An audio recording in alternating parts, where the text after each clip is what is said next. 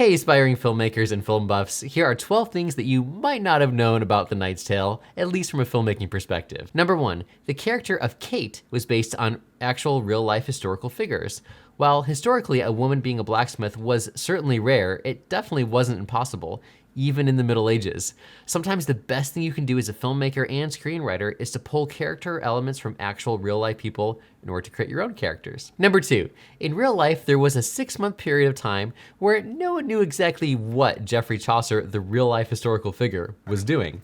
This movie, A Knight's Tale, is an attempt to, quote, fill in the blanks. And a stunning twist, the first tale in Chaucer's Canterbury Tales is actually called The Knight's Tale.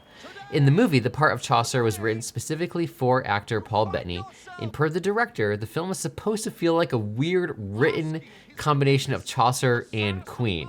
Yeah, like that Queen. And it kind of feels like it. Number 3, the 3-minute master shot at around midway through the film was filmed and edited as exactly that. Just a master shot, a big wide angle, with a little variety tacked on to the end of the scene. This was simply because the filmmakers had run out of time to use that location, and filming a long master shot was the only thing they had time for. $130,000 was saved by not having to use that location for another day. Love it or hate it, money often dictates what's possible in filmmaking, and filmmakers have to be creative with what they have and the budget and the schedule they're given. Number 4, the director's intent was to make a contemporary movie in a historical setting using a combination of Middle Ages speech with contemporary/conversational delivery.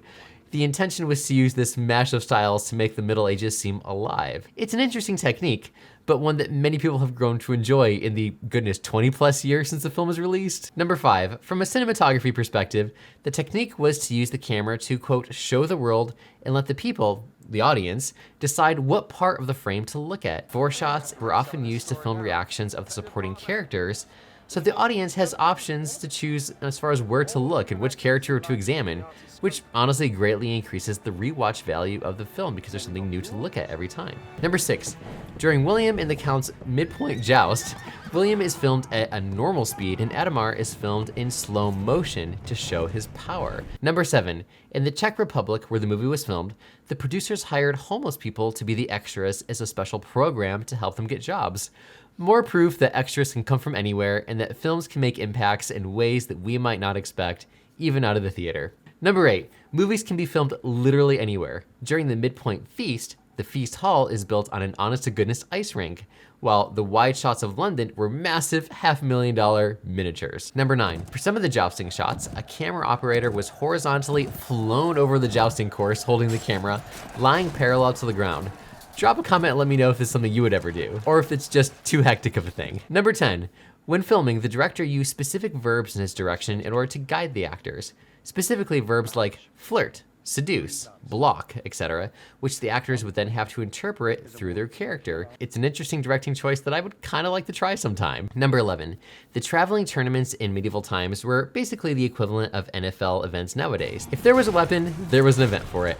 And the film used this historical piece to further influence the story and production value. Again, another reason why it's essential to do research. Not only gives realism to your scenes, but it opens up a fresh new world of realistic possibilities. Number 12, to keep the jousting scenes safe for the actors and camera operators, the lances were hollowed out and filled with safe debris.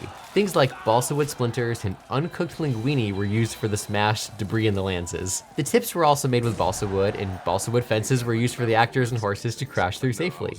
Each horse is running at 20 miles an hour, so the jousting impacts actually happen at 40 miles an hour, if the math from my research is right. If you want to see more videos like this, be sure to check out this playlist with more filmmaking facts and techniques. And until next time, have fun watching movies and making movies.